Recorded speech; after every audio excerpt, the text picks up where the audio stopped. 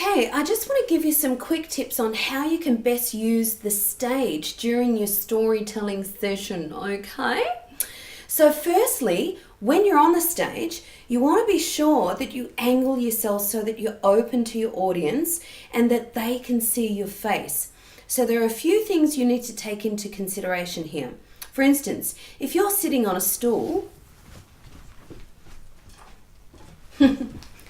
here's one I prepared earlier, okay? So if I'm sitting on a stool and I'm angled this way and I'm looking this way, right? So can you see my face properly? No. So how about I turn my head like this, okay? Can you see me properly now? Do I look comfortable and natural?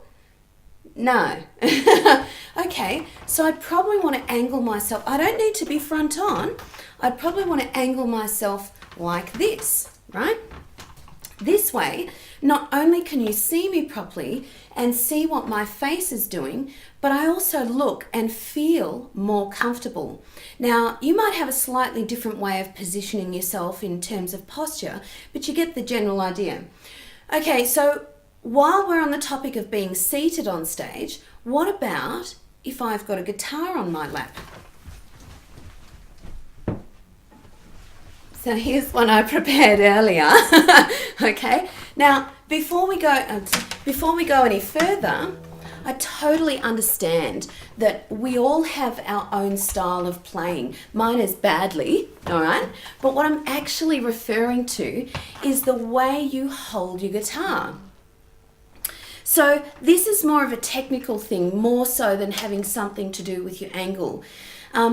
Just make sure when you're playing that you don't slouch over your guitar too much, right? There are a couple of reasons for this. Number one, your audience can't see your face, right?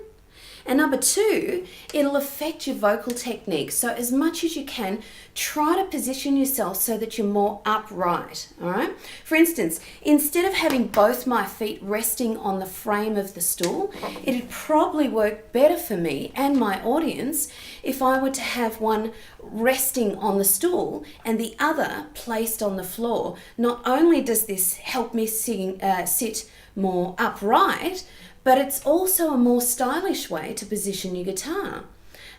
Okay, same goes for you pianists out there. Unfortunately, I couldn't get my piano up the stairs today, so you just have to imagine it in front of me. Sorry.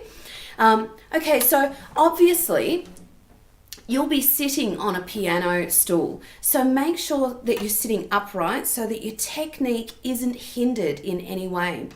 It's also a great idea, whether you're a guitarist or a pianist, to sit more forward on the edge of your stool with your hips tilted very slightly forward if it's possible.